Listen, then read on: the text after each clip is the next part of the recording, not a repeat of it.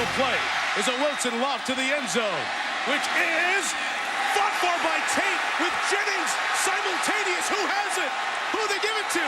Touchdown! A Hail Mary throw leads to a controversial call as the Seahawks hand the Packers their second loss of the season. And let's get you straight to the highlights on your official Packers station. Good morning, I'm Jenny Evans. The team, fans, and the rest of the football world outraged this morning after what happened last night in Seattle. After a rough first half, the Packers took the lead on a Cedric Benson touchdown and led 12-7 until this play. Russell Wilson heaves it to the end zone. Golden Tate shoves Sam Shields. MD Jennings pulls the ball to his body, but somehow the replacement refs rule that Golden Tate had simultaneous possession.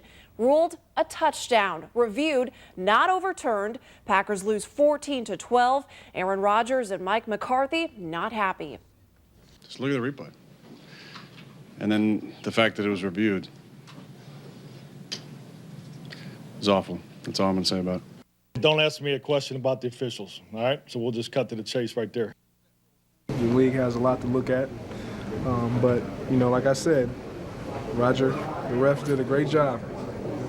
Please don't send an envelope to my locker. Appreciate it. Packers moved to 1-2 on the season. After the game, many of the players took out their frustrations with those replacement refs on Twitter. Here are just a few of the tweets.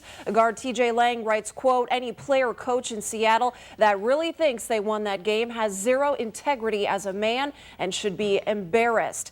Tight end Jermichael Finley says, "Come on, NFL, this is getting out of control. Caused us a game. Horrible."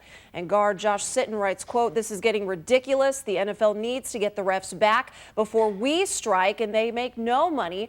And finally, tight end Tom Crabtree sums it up by saying, "13th man beat us tonight." But the Packers won't have long to dwell on this loss. They only have 5 days to prepare for the Saints, who come marching into Lambeau on Sunday. New Orleans is 0-3 on the season for the first time since 2007. Kickoff for Sunday's game is 3:25. Now turning to red, white, and blue election coverage. Plans are now in place for First Lady Michelle Obama's visit to Appleton. She will speak at Lawrence University on Friday. Doors open at 1 o'clock. Tickets are free and they will be available to the public starting today at 4. Now we do have a list of ticket locations. They're on our website, NBC26.com. And this will be the First Lady's second visit to Wisconsin during the presidential campaign. She was in Milwaukee last month. Business leaders in Appleton are ready to welcome the national spotlight. Certainly sends that message out to the rest of the community that maybe when they're looking for a place to put their business, that the Fox Cities might not be a bad place to take a look at. As a battleground state, Wisconsin is getting a lot of campaign visits. In the last month, the president and Mitt Romney's wife both stopped in Milwaukee. And still ahead this morning, the campaign trail turns to foreign policy as President Obama prepares for his first international address since violence erupted across the Muslim world.